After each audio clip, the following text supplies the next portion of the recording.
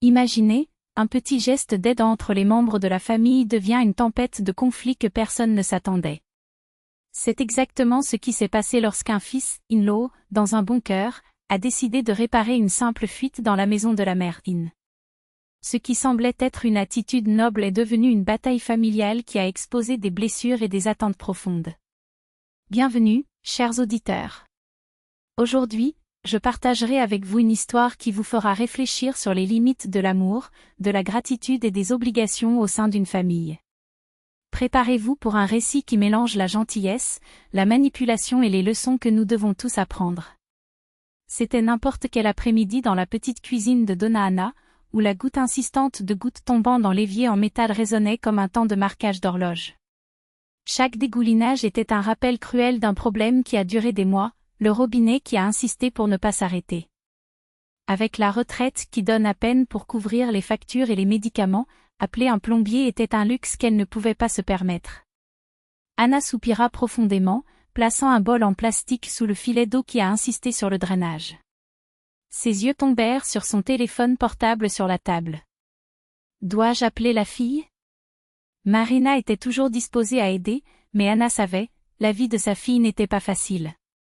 2 jeunes enfants, une œuvre qui nécessitait un dévouement et, pour terminer, la présence constante de Galina, la mère de Marina, une femme qui semblait croire que le monde tournait autour de ses désirs. En pensant à elle, Anna ressentit un froid. Dominator, contrôleur, Galina a eu le don de transformer n'importe quelle situation en test de fidélité. Mais même ainsi, Anna a pris le téléphone. Peut-être que Kirill, le mari de Marina, pourrait jeter un œil au robinet. Après tout, il était un homme de mots, toujours prêt à tendre la main, contrairement au défunt mari d'Anna, qui n'avait jamais eu de moyen de réparation. Quand Marina a répondu, sa voix avait l'air heureuse, comme toujours. « Maman, comment vas-tu » Anna a hésité une seconde avant d'avouer, « C'est ce robinet, fille. » Il fuyait sans arrêt, et je ne supporte plus ce bruit. Sans clignoter, Marina a répondu, « Kirill peut passer demain. » Il prévoyait de faire des services à domicile, mais son problème est plus urgent. Anna a ressenti un immense soulagement. Enfin, ce cauchemar aurait une fin. Le lendemain, ponctuel comme d'habitude, Kirill est arrivé. Oh, avec un sourire accueillant, il a examiné attentivement le robinet. Donna Anna, la situation est pire qu'elle semble. Nous devons changer tout le mélangeur. Celui-ci l'était déjà.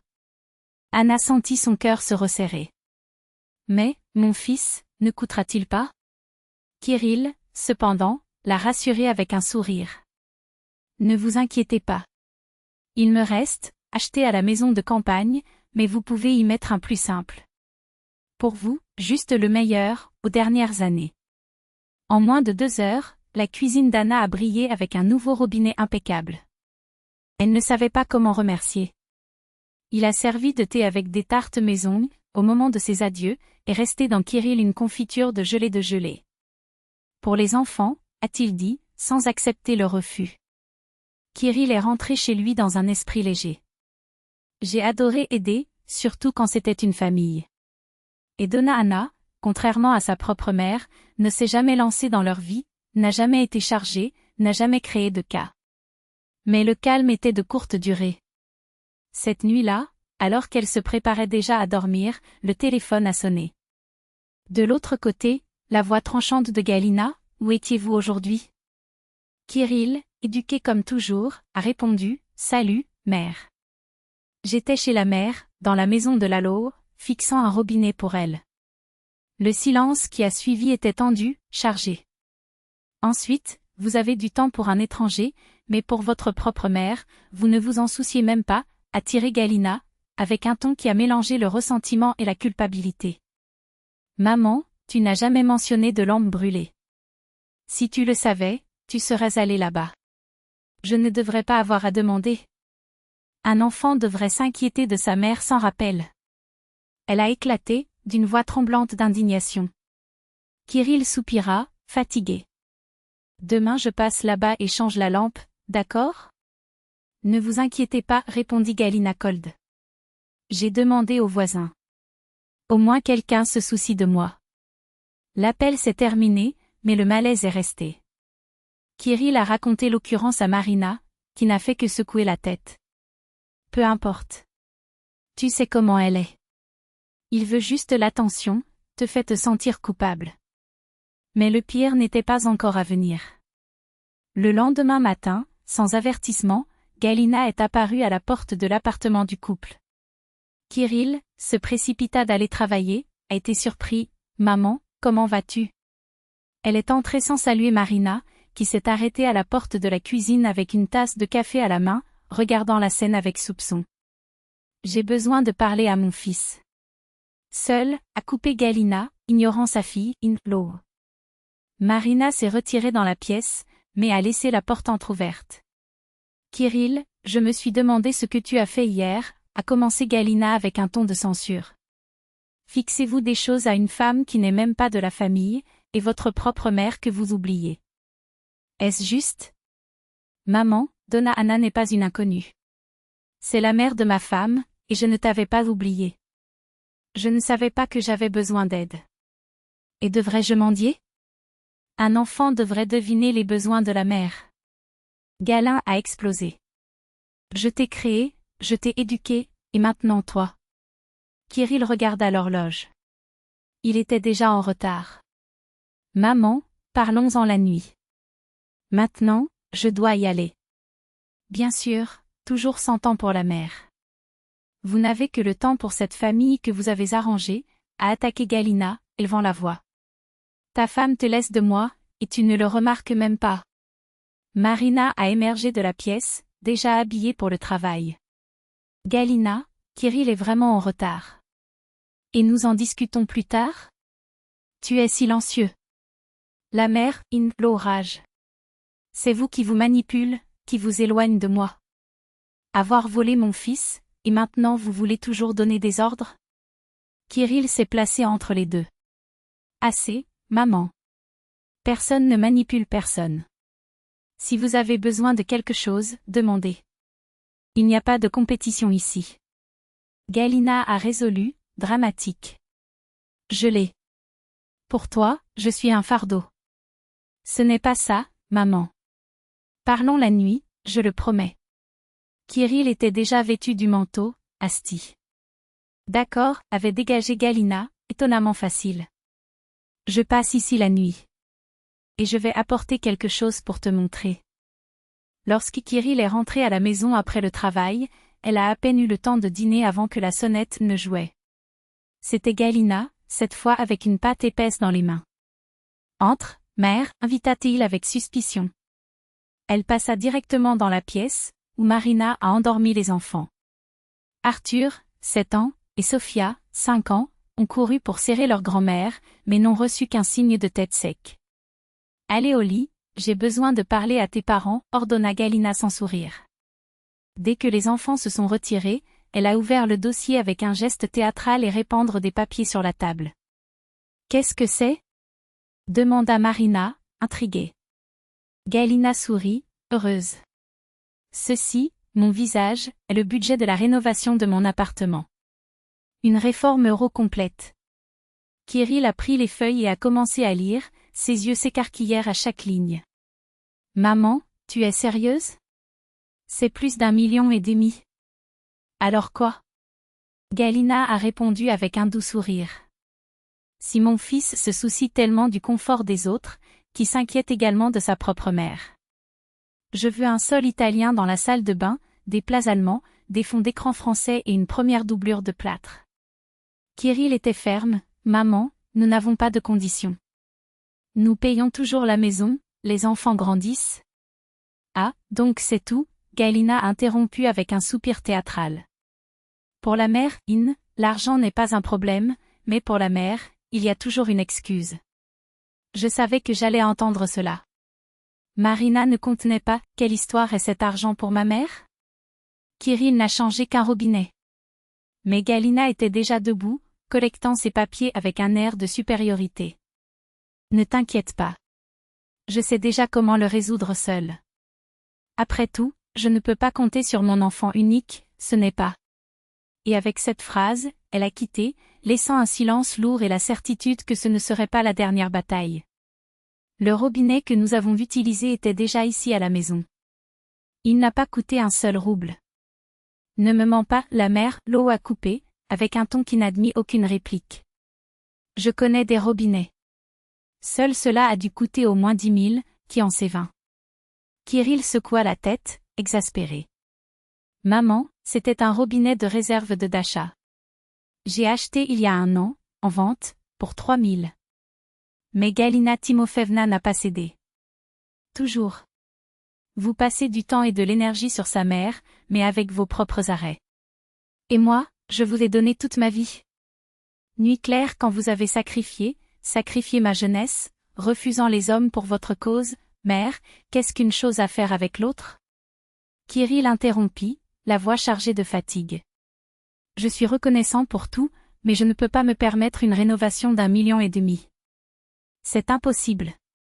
Je ne suis donc pas important pour toi, dit-elle amèrement. Je savais que cela en arriverait. Il a commencé à rassembler les papiers avec des gestes soudains, soupirant fort, reniflant radicalement. Je vivrai dans ma maison en train de s'effondrer. Qu'est-ce que tu dis? Kirill a explosé. Votre appartement est super. Nous avons rénové il y a 5 ans. 5 ans.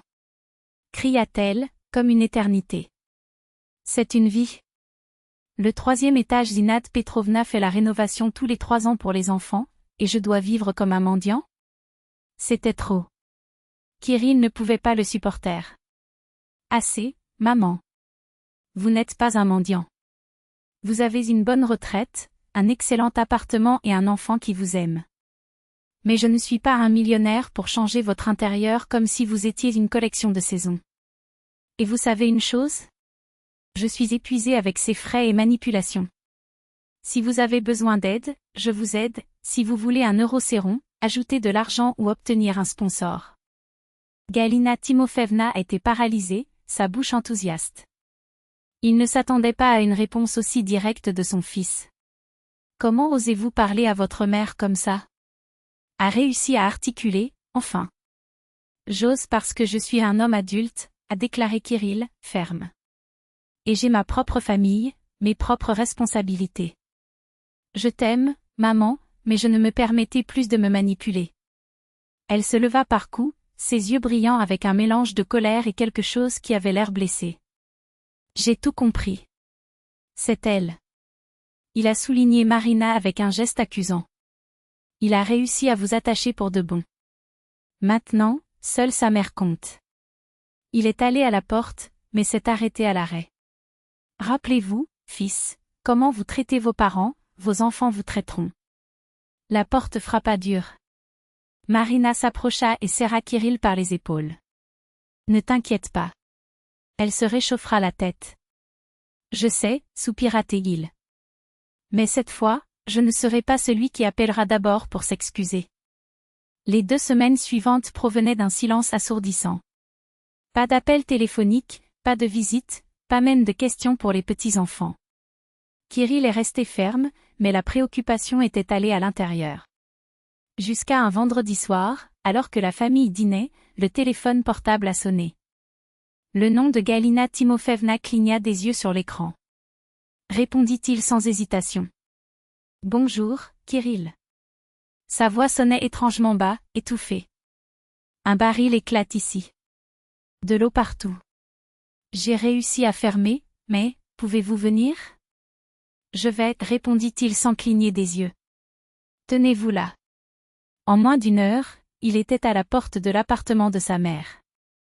Les dégâts étaient réels, le tuyau de la baignoire avait cassé, inondant non seulement la salle de bain, mais le couloir et une partie de la cuisine. Kirill a travaillé jusqu'à des heures élevées, fixant d'abord la fuite, puis essuyant le sol, arrangeant ce qu'il pouvait.